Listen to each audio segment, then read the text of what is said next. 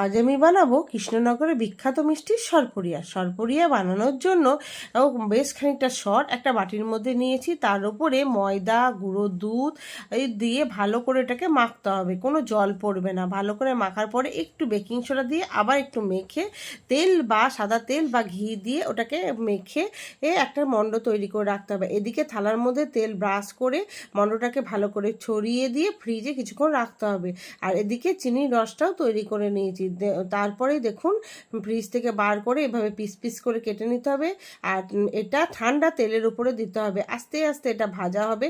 তেলটা যেন ঠান্ডা হয়, যেন ঠান্ডা থেকে আস্তে আস্তে গরম হয়। খুব গরম তেলে দিলে এটা ভেঙে যাবে। এই যে দেখুন কি সুন্দর লাল লাল করে ভাজা হয়ে গেছে।